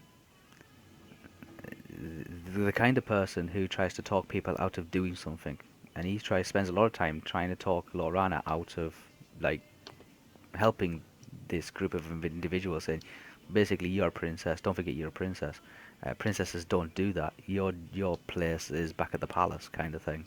And Gilthanus is very overprotective like that, and doesn't want to do things that disrupt tradition and disrupt the common way things are done. I'm trying to think of who else, but that's typically Strum. Strum's a knight. Strum Brightblade. He's a knight. He's a knight of Solmania, and he's a knight of the. I think he's a knight of the Rose. There's three orders. There's knights of the Crown. There's knights of the Sword and knights of the Rose, and they're three individual units in their own right. And they follow a hierarchy. Now when we're playing Final Fantasy 14 and we're talking about the new area that we're in, where the knights all live, I'm reminded a lot of that when I see the banners. Because the Knights of the Order, the Knights of the Rose, and the Knights of they have a leader in amongst them, and the three leaders meet, and they have a Knights Council. And the Knights of the Rose are the highest on that council. And the Knights of the Sword, and then there's Knights of the Crown. And they do things by honor, and they do things by working their way through the ranks. Strum Brightblade is not really. He's a knight, but he's not. He doesn't see himself as a knight, and he is a knight wearing his father's armor. His father was a Knight of the Rose, and he feels as if he's not. He should be a knight, but the knights don't recognize him as being one because he hasn't trained with them and he hasn't spent time with them. But his father was a well-respected, honourable knight. So some people kind of side with him, and other more purist of knights say he doesn't deserve to wear the armour. So he has his own troubles to be able to deal with. But in the end, he does eventually make himself states himself as actually being a real true knight. And it's quite a good part, that one. I'm trying to think of anybody else in it, but you can see characteristics, very typical fantasy characteristics in each of these people. Mm-hmm. And as you read the book, you realize instantly that you're reading a story that's been played.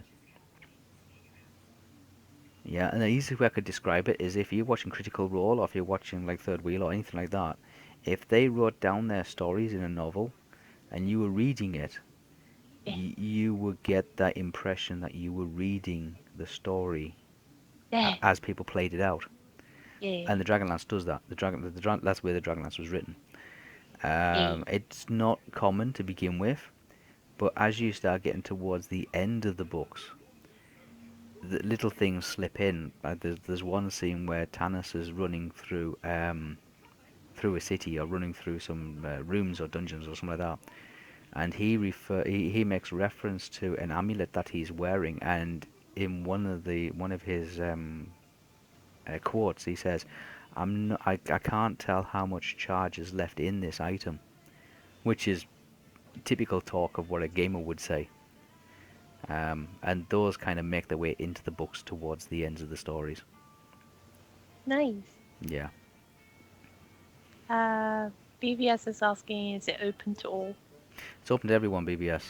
If you haven't played a tabletop before, Then we'll take you through it. The Dragonlance campaign itself is pre-prepared, and they were launched in the 80s, and they were launched before the books were written. If you have read the books, and even if you want to read the books or watch the film or something like that, then feel free to do that, because, like I said last night to Faye, there's no reason why you must follow the story in the book. We have maps and layouts and things like that, and in the book it basically just follows the adventurers down one particular path. That's not to say that you will not arrive at the same destination by going through a different path. Obviously there was a lot more rooms and dungeons in the story, in the maps, that weren't referred to in the story, because you have to, like, you can only write so much about one particular person, one particular place. You have to cut it down to say, like, okay, you go from this room down this corridor and into this room. You don't necessarily have to do that. You can say, right, I want to go from this room and I want to check every room on the way down the corridor. For story writing reasons, they can't do that. So, but you as a gamer can do that. So even if you've read the books, or even if you're if you're not, if you're really familiar with the Dragonlance or watched the movies or read the books, the story will be different. It'll be different for everybody that plays it. Yeah. But it's open to everybody. Everybody. Yeah, there's no complicated rules. That's why I'm sticking with second edition, because it is uniformly good, solid, like bedrock of a system. It was around for about 10 years before they changed it. And the only thing there's no massive calculations. It's not as complicated as MERP. There's not like 100-sided dice. You have to add up like hundreds and hundreds of numbers. It's just roll one dice.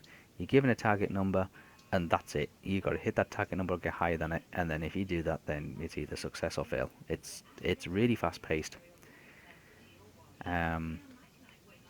But it's a completely unique world. The world of Ansalon is really, really different. I think I described it last night as being some kind of post-apocalyptic fantasy world. Yeah, Yeah. you did. If you do read the books, then you'll understand that the humans themselves basically build themselves great cities and great knowledges of, like, centers of knowledge and power. That they were making insults of the gods, and the gods cast down a mountain. I still say it's a giant comet, but Faye will tell you it was a mountain, and they smashed it into the world of Krynn, and a large portion of it, not the largest portion, but a portion of it, smashed into the continent of Ansalon, where you're playing. A lot of it did smash into other continents, which you'll find out about later if we go that far. And it destroyed the city of Ishtar, which was it literally smashed right into it and sunk it below the waves. Whole seas rose in and just flattened the whole lot. And basically the seas, like, where there was ports, there's now desert, and where there was forests are just burned to the ground. Where there was mountain ranges, it's just rubble, and big earthquakes and volcanoes erupted and all the rest of it. You can imagine the massive, like, dilemma that everybody, and a lot of the races kind of just retreated. The elves went back into the woods in their cities and closed their borders. The dwarves went under the mountains and just basically sealed them up. The Kenda just, like, kind of retreated and hid in their own little, like, little houses and little tunnels and things like that. And the humans were just left with their shame and their sorrow and their embarrassment. And of course, death and disease, and all riches were lost. All lands were lost. Where a king would have thousands of acres of land is now underwater. Farmland was destroyed. Fishing areas were turned to dust, turned to deserts. So in one night, the whole world was turned upside down, and that kind of left everybody with no leaders, no control, no armies, no commanders. And in that time, nobody knew who to turn to or what to do or anything like that. And in the time since the Cataclysm, 100 years or so has gone past. And they haven't progressed past this problem. They haven't. Every time somebody seems to step up to the plate and say, right, I will lead this now, we'll sort this out, it seems to just, like, fall flat on its face. and nobody seems to have made a difference. And it's up to the adventurers to try and put things back on track. And that's the world, a world as it is. So gold is useless. Gold is pointless. What's the point in having all this gold? You can't do anything with it. And they value steel. They use steel pieces. Because the way society is, if you have steel pieces, at least you'll be able to make a weapon or make some armor. And armor and weapons are the most valuable things you can have, because you can either defend yourself against something, or you can use it to try and take more steel in the form of weapons and armor from somebody else. And that's just the way society is. But yeah, it's free to anybody. We'll pick a system, because as I mentioned earlier, what kind of system we're going to use, and we'll decide on a system that everybody's got access to. So we might use like Fantasy Workshop or something like that. I've been looking at 3 or 4 different ones, some web-based ones and some ones that run on Windows and run on multiple platforms and things like that. So we'll be able to actually still see each other's character sheets and still see the dice rolls. Awesome. So, are there any more questions for the people who are in the Skype call and in the Twitch chat? No. Trying to think of some. I'm sure there's loads. There is loads when you get into it. There's obviously a lot I can't go into because it's in the actual story, and if you do read the stories, you'll understand when I say draconians and things like that. Mm-hmm. And why the dragons have disappeared, and what makes the dragons come back, and all that sort of stuff, and how do the gods play in all this? Gods, incidentally, can turn up on the planet. They can turn up in physical form. You got to be careful who you're talking to, because you might be actually addressing a god. They just don't tell you. They don't come down and say, yes, I'm the god of like all the waters and or I'm the god of all the trees and all this You kind of stuff. mentioned how somebody would be able to identify a dragon. A dragon, yes. How would they be able to identify a god? You can't. So there's no like looking at their shadow and. No. It will be the last person you ever suspect. It could be the little. I mean, obviously, there's different ones. Like Takhisis. Takhisis is the queen of basically the queen of darkness, and her physical form is a seductress queen. Yeah. Mm-hmm. But her godly form is a 5-headed dragon. Yeah, they had very kindly shown a picture Of Takhisis. last night of Takhisis in her dragon form. Yeah, it's 5 heads. It's a black one, a red one, a blue one, a white one, a green one. Mm. And if you do have the unfortunate problem of going up against her, you will get attacked by anything and everything. Yeah. Sally, don't go up She's again. a real pain. Yeah, she's a real pain. The other thing is that wizards, which we talked briefly about, were the red ones, the white ones, and the black ones. Mm-hmm. When they reach level 3, you guys will be starting after level 3. Actually, you'll be starting around about level 4, but that's for everybody. And the reason why we're doing that is because if you're a Knight of Solmania, you can't belong to any particular order till you reach level 4. If you're a priest, you can't belong to any particular order like the red, the white, or black unless you become level 4. And same for the wizards as well. But the wizards have to undergo a test, and this is where Faye was saying if anybody wants to play these particular characters, they have to sit down with either Faye or myself to literally go through it.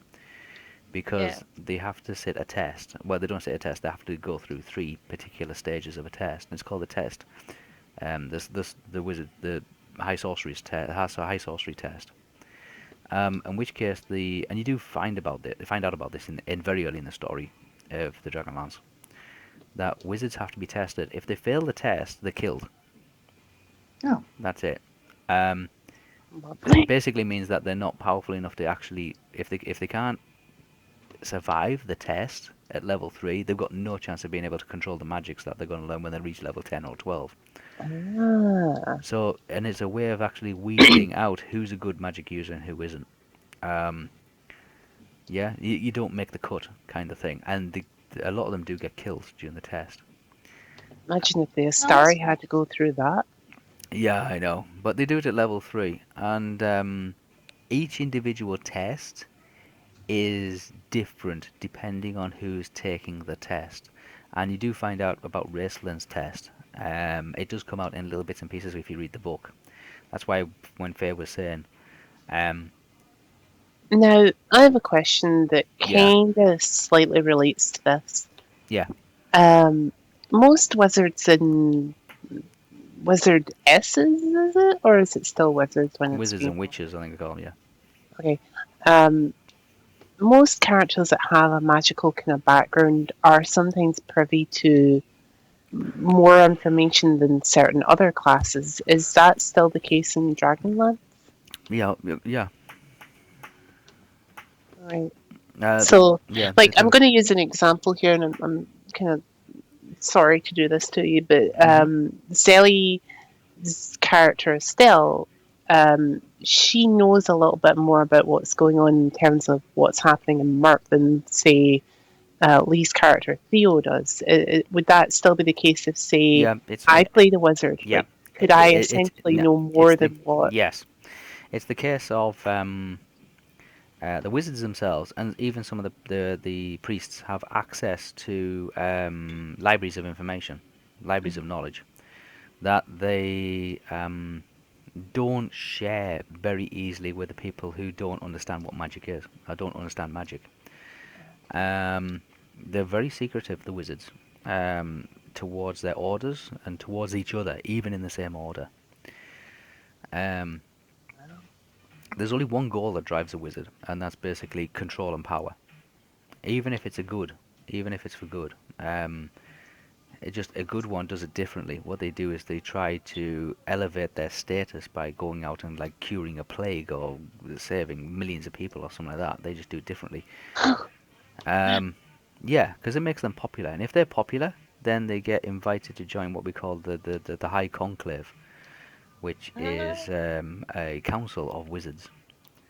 Ah. Um, But they reside in what we call the temples of the towers of high sorcery, which is what I briefly came onto last night. The towers of high sorcery, which is where they take the test, and it's where all the magical books and all the magical artifacts are stored.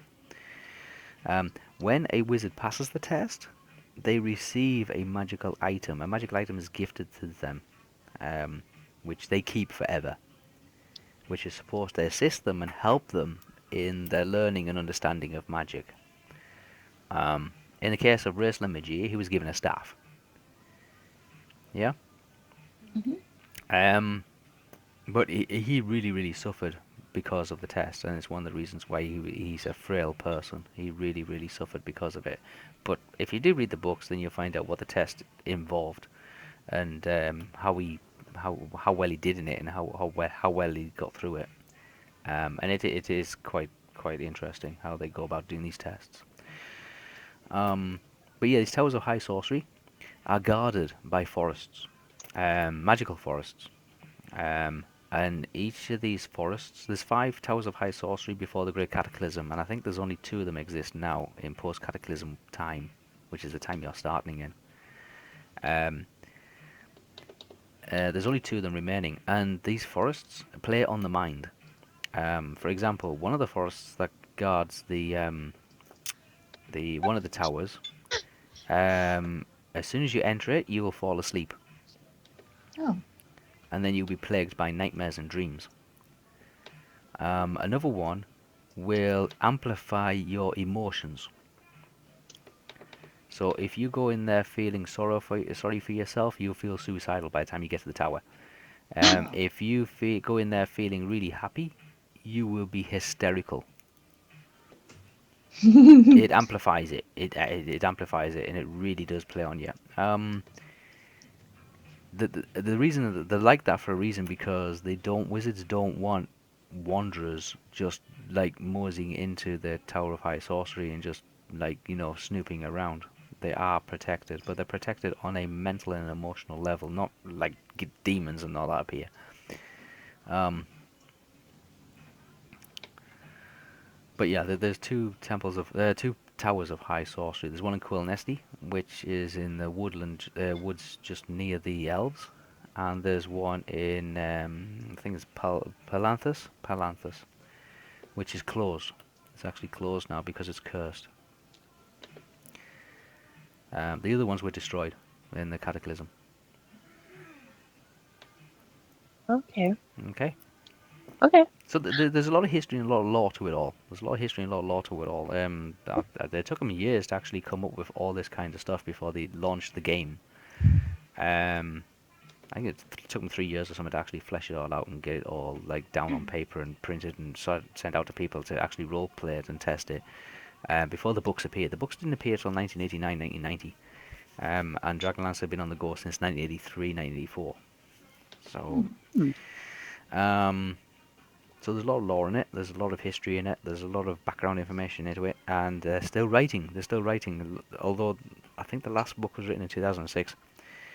There's still stories being printed about the Dragonlance. Just some of the early ones aren't easy to get hold of anymore. Any other questions? Yeah.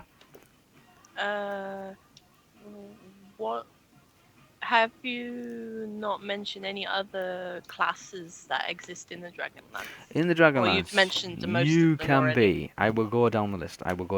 Is it a really long list? It's not a long list. It's just a lot. You find a lot of things are broken up into threes. Okay. You can be a cavalier. Now, a cavalier is a soldier that is a member of the knights, but hasn't got to that level yet. Hasn't been indoctrinated into either the crown, the rose, or the sword unit. Yeah. Mm-hmm. When he gets to level 3, or when he gets to comes up to level 4, something like that, he's adopted into a troop unit, either the crown, the rose, or the sword. So when we say a knight or a paladin, yeah, we don't really call. Paladin. Yeah, well, paladin or paladin, whatever. He becomes a knight. You can choose which order you want to go into, and you can be a knight of the crown, a knight of the sword, or a knight of the rose. So that is basically your tank. Then you have fighter. A fighter is exactly that. It's basically a mercenary. In the typical world that you're in, it's just that type of class. You can be a barbarian. You can be Rage. yeah, total rage. Yeah, and you get the barbarian kind of bonuses and stats for that kind of thing. Ranger, which is exactly that. The magic users. Does the ranger have a pet? A companion. In this one. Yeah. You can obtain companions, yes. But you can also be just a solo. You can be a arrow solo wielding. ranger as well, or you can be a tribal ranger, or you can just it's just one of those classes where you're a fighter scout. Yeah. Yeah, it just falls in that category of a ranger. There is the Wizards of High Sorcery. Now, there's magic user, renegade, which is basically a magic user who has not taken the test yet. Yeah? Now, basically, it's a magic user who's out for themselves and hasn't conformed to actually following the order of the way magic works in the world of Krynn.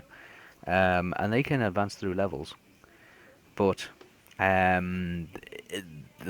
lot of them are hunted down by normal wizards, magic users that have passed the test of any order, and they're called renegade wizards or rogue wizards, and they just basically magic users who are just dabbling in all different types of magic with no control, and they're hunted down by the Wizards of High Sorcery, which is the red, the black, and the white. So you can be a rogue wizard. You can be an illusionist. It's another type of a rogue one, which is a magic user who has not taken the test, who has not conformed to the rules, and is not following the order of Krynn. Or you can be a red wizard, a white wizard, or a black wizard. Now, I get that the kind of like black wizards would probably focus more on destruction than necromantic magics Yeah, and death like, and stuff. Yeah, death and destruction. and Yeah. the white wizards would kind of maybe focus on life and healing and such likes. Where would the red wizards kind of lie? What magics would they specialize in? The red ones kind of specialize in a mixture of the two. Let me just give you some examples here. So if I And find... I'm guessing if you're a white wizard or a black wizard or a red wizard, it complies with your alignment as well. Yes. So it'd if be you good, wanted to evil, be or a white wizard, you have to evil. be Yeah. a good person. Yes, you If have. you're a black wizard, you have to be an evil person. Yes, but you could be chaotically good, or neutrally good, or lawfully good. Yeah. Yeah, yeah. So a spheres of influence. Let's have a look. They're called spheres of influence, and let's have a look and see if we can find what spell lists would be for gods of neutral, gods of evil. Again, it depends on what. So you want a neutral one, yeah? Just to see what kind of spells they would maybe be. Oh, and I wrote a while ago, but I can Interesting. say on here, I feel like I should just start making a character now. Because I have an idea. Everybody will have ideas about what they want to play and what kind of. But as I Let's just said, start. this will just help you decide on that sort of stuff. Sally, just gonna say right now, if you have a ridiculously long name, I'm just gonna call you Nevermind. Just Nevermind. Or abbreviate it to No, Flair. I'll just I'm literally. just gonna Never shoot mind. off now. I've gotta go. Okay. Oh, okay. Bye, dokie. Georgie. Alright, no worries. Bye bye. See ya. Yeah. Yeah, you really shouldn't. You need the player's handbook for this, but it says you can have alteration, conjuring, divination, illusion, invocation, phantasm, and summonings. Oh wow. Those types of lists. So I it's think I know what kind of character. that a Jack red one will use a particular spell that is beneficial, but doesn't alter the status of the balance of things. So illusions, conjuring, alterations, that kind of thing. So enhancement ones. So be it water breathing or something like that. Yeah? They're Yeah. beneficial, but they don't alter the balance. So red one would use that one. White ones would use things like charm, divination, enchantment, evocation. I don't know. Evocation. And black ones would use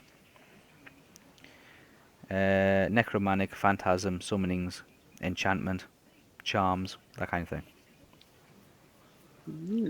Okay. You still obviously have access to the elemental spells as well, like fireball and lightning bolt and all that kind of stuff. Oh, Sally. Mm. Meh.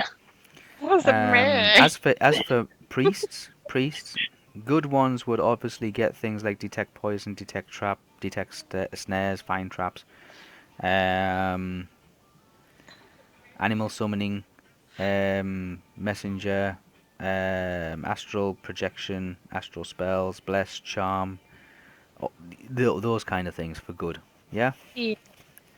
And then the neutral ones would obviously get the neutral kind of stuff like light, dark, feign death, unlock door, all that kind of stuff.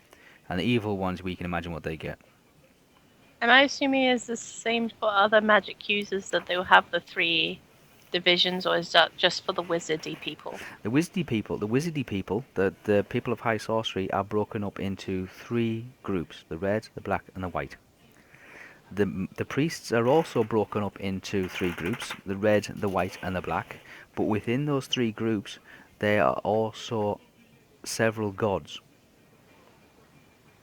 Now, depending on which god, which sphere you fall into, so if you're in the white group, there is, I think there's 6 gods to choose from.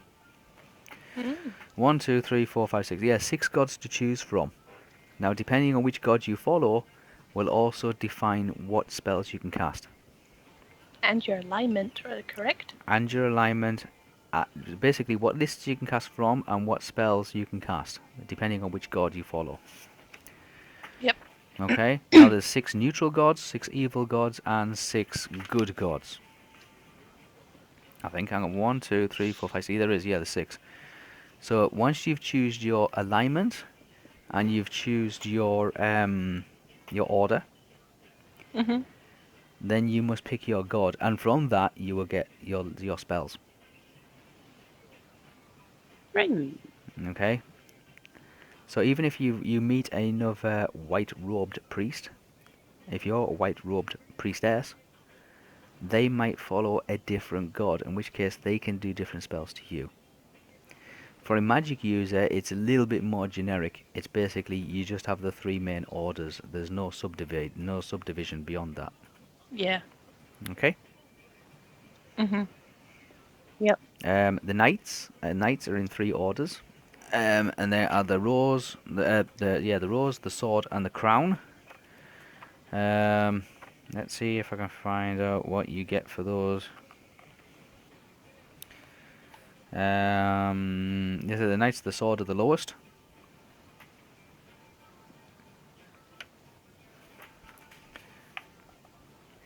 And then there's the sword. And then there's the rose. Now, there is special rules to say that you can actually transfer from one to the other, but you cannot go from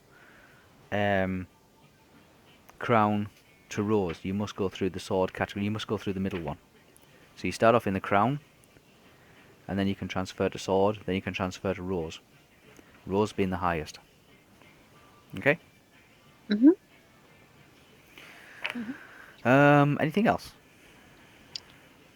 BBS wants to know, can you change your alignment, making bad or Yes, good you can. decisions?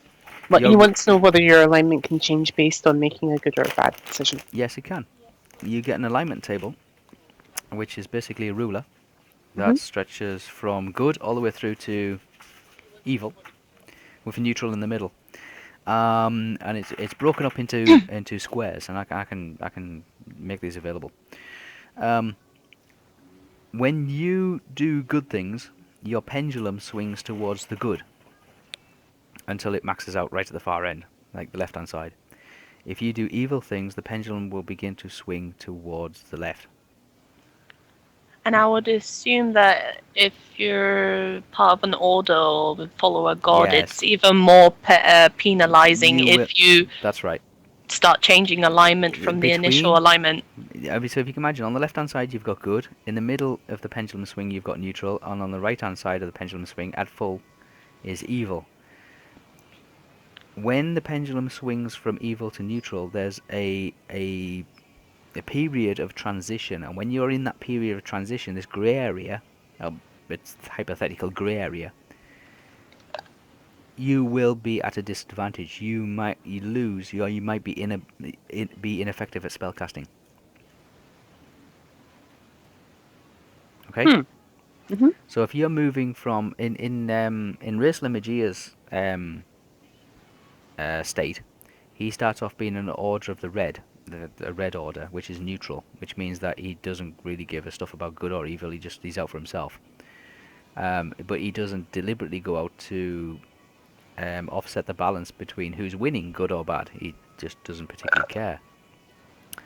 But he starts swinging towards the black robes, and he starts off being able to cast spells, but then he goes through a period where he's not very good at casting spells or cannot cast spells, and that's when his colour of his robes will begin to change to black.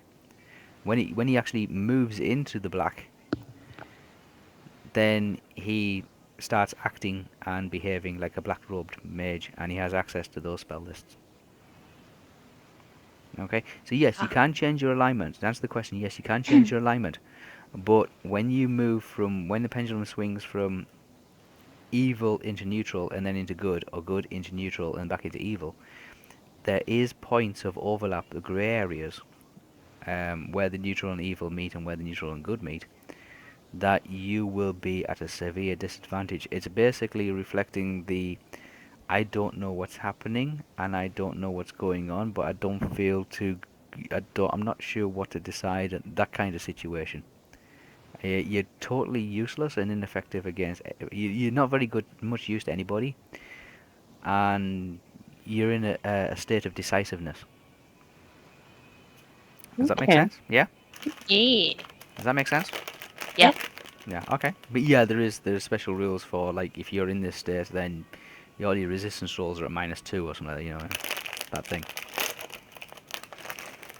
If you do get to a point where you've made a few decisions at the time because it was at the time, and you've made some decision that seemed out of your alignment, like is there a way to quickly get it back before Yeah, of course. you get too useless? No.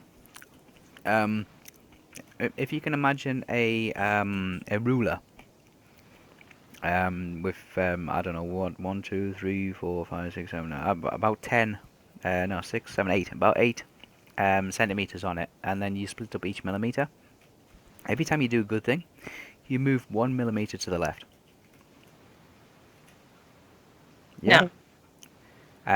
If you do an evil thing or bad thing, you will move 1 millimeter to the right.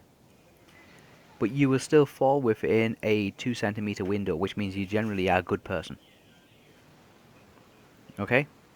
So if you did 3 bad things, and then you later on made it up with 3 good things, then you basically have, like, done your penance kind of thing. Yes? You've paid your debt. It's only if you just deliberately go out and say, right, I want to kill this thing, and kill that thing, and kill that thing, and kill that thing, and kill that thing, and kill that, repeatedly doing something, then there's just, you've gone past the point of no return, and you start moving into the neutral area. Yeah. And you've gone through that transitional phase. So, like in normal storytelling, there's that point of no return. You know, a character might come to, and there's just no going back. Bit like, Anakin Skywalker kind of thing. Yeah, there's a point of no return. When you cross that, then it's very difficult to actually get back. If you do realize you're crossing it, and you want to be able to go back, you're stuck longer in that transitional phase because you haven't actually, like, work your way back out of it. Right. Yeah. Mm-hmm. Yeah. Okay. Does that make sense? Yes. Okay. Yeah. So, any other questions? Because we're pushing on for time here. Yeah. Yeah. Bad to say. Anybody else with any other questions from the Twitch chat? Or Zelly, do you have any other questions? Zelly. I'm trying. That's fine. It'll probably pop up when making characters. There'll be another and stuff. opportunity. Yeah. True, There'll be another true. opportunity. A lot of things like But if you have any weapons and- questions, you do get to answer the question. You do get to ride dragons. none from me. Yay! If you do have any questions that we haven't covered or anything like that, feel free to pop it on the activity feed for iGame Online, and I'm more than certain Faye or Whisper, who are going to kill me after we're finished here, will see it and will answer or do the best they can to answer Well, it. yeah. We'll go through. But make sure it's not like one of those long-winded kind of questions that requires months and months of research, people. No, me and Faye are busily trying to revise the whole world of Ansalon and Krynn, the continent of Ansalon. Because like I said, it did come out in the middle of the 80s, and it's been a long time since we have read the Dragonlance saga, or have had anything to do with the Dragonlance saga. So we are having to go back to it and reread through the kind of stuff as well. So we might not have every answer, and we might not know every minute detail, but we'll do our best to try and, like, brush up on that information. So before we disappear, we want a kind of funny note to kind of cast out on. So what is the funniest thing you've ever heard of for Dragonlance? The funniest thing. Yeah. Like, funniest adventure, funniest There's invention. several bits. There's one where Tasselhoff throws a cup at Flint. Okay. And if you're reading the book, it's actually in the first book. And it's not really a spoiler because it is quite funny, and it's the kind of thing that you'll read over and over again. Gilthanas is in a place called Solace. Now, Solace is a treetop village. If you remember Return of the Jedi, you remember the Ewoks. They lived in the trees in little villages with rope bridges and things like that. And Solus is built entirely like that. If you look at the graphic, you can actually see a picture of Solus in the background there, and the houses are in the trees. Uh-huh. And there's a place, there's a pub called the Inn of the Last Home. Yeah, and it was the last building ever built in Solus. And there's a reason why it was called the Inn of the Last Home, which again, if you read the books, you all those little bits of information are explained to you. There's good reasons why it was do that. And Tico works there, and the adventurers were returning from an adventure which you do get to read about in the first book. And they return back to Solus, and there's a guy in the bar, and the bar is really busy, and he has a cloak and a hood, and the adventurers don't know who he is to begin with, but some hobgoblin guards decide to quiz this stranger, and Flint looks over and says, "Hang on a minute, you're..." And he doesn't get to finish that sentence because Tass is busily creating a distraction by picking up all the cups on the table and throwing them across the room to try and give them to the guards, and ends up smacking poor Flint in the side of the head, knocking him out. And needless to say, a fight breaks out in the bar, which is the most craziest and silliest fight I've ever read about, because it does read it in detail. If you can imagine like a critical role being written up, and a games master actually writing it down in detail, exactly what happens, it is so comical. This cup smacks Flint, knocks him out, and Tass like realizes what he's done. He's like, oops, and he's running along the bar because he's only a 3 feet tall guy, and he's kicking over all the drinks and like hitting people and causing chaos. And Tika's trying to grab hold of him and can't grab hold of him. And anyway, the fight dies down, and everybody else is kind of like dove out of windows and ran out the door and all the rest of it. And Flint wakes up and he says, "Who hit me?" And Tanis is not going to say he hit him, so what he does, he points over to the nearest hobgoblin and says it was him. So Flint goes over and literally lays hell out of this hobgoblin. literally just lays into him. That's the funny part. We've got, I think this is a possible question here. Yeah. Either that, it's just a really cool comment from BVS. Okay. He's asking or mentioned about dragon riders. Dragon riding, yeah. That's where the Dragonlance come from, because the Dragonlance is obviously a lance, like a jousting lance. Yeah. It's made of mithril, like a mithril-like substance. And in the early days, there was a famous knight who created the Order of the Knights, because everybody's wondering where did the Order of Knights come from, the Knights of Solmania. And he was called Humor. And Humor had a Dragonlance. Humor. Humor, yeah, H-U-M-A, Humor. Oh. Not humor as in funny. Humor. I was gonna say, was he humorous? No. And he was a knight of Solmania, but he was a knight, but he didn't belong to any particular order, which kind of reflects Strum's story, really. He was a knight without an order, and he defeated the Queen of Darkness using a Dragonlance. But the Dragonlances have disappeared. They have been lost to legend, and eventually, as the story continues, they rediscover the Dragonlances, and they everybody gets equipped with a dragon and a dragon lance, and that's what they use to take down the dragons. But as you find out, that the dragons have disappeared. They have retreated, disappeared from Krynn, and nobody knows why they have disappeared. But evil dragons have taken advantage of this, and they've moved in and caused a lot of chaos and problems. And everybody's wondering, why is all the evil dragons just running amok, creating armies and trying to take over the whole of Krynn and try and dominate everything? And where's the good dragons? We need the good dragons so we can ride them with the Dragonlancers and take them into battle. So yeah, you do get to ride dragons. And one chapter of it, of the Dragonlance campaign, is aerial combat. Yes. Will that be anything that we're doing? Yes. Awesome. You'll be doing some So aerial probably combat. a good thing to end on or something with from that. Basically, which book, in a sense, we will be starting from, like to give a thing on You how will be starting right at the beginning of book 1 of the of Dragonlance, the where it all started, Dragons of Autumn Twilight.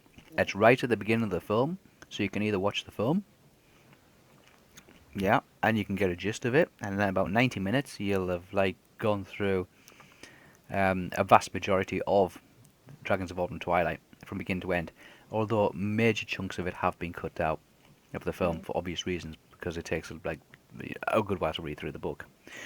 Or just read the Dragons of Autumn Twilight book, and you can get it from pretty much any from various sources. And if anybody can't find it, let me know. And you will be doing that adventure, and you will be starting right at the beginning of page 1. It is an amazing campaign, and when you start reading it, or when you start watching it, you will see pretty much what they're doing, or read what they're doing. You will be doing also. You don't have to follow it completely. You can free to do your own thing. Choose a different path, choose a different corridor, choose a different door, choose a different room, and you'll be doing it in a different with a different character, with a different class. But you will be on the search for the legendary Dragonlancers, and then eventually, in the end, you will be riding dragons, and you will be trying to take down the evil dragons and trying to defeat the Dark Queen Takhisis. Okay. Okie dokie. So there we have it, guys. That is a little about Dragonlance. Again, if you have any questions, feel free to pop along to iGameOnline.net and leave them on the activity feed. Mm-hmm. I'm sure that Faye or Whisper will be happy to answer your questions on Dragonlance. I'm Dragonlance, yeah. Will this be uploaded anywhere else, or will it just be on Twitch until it disappears? No, I'll be on Twitch, and I've done audio recording as well, Zelly, so it'll end up in the podcast section as well. Ah, okay. Okay. Cool. Okay. So that's us, guys. That's our show. Hope you learned a little bit about Dragonlance. And I can't wait. More things to be addicted to. Yeah, it is. Oh, my time will be so taken away from it. Yes. All these. But get excited. Yay! Yeah. Are we clear? Sassy gnome! Sassy gnome!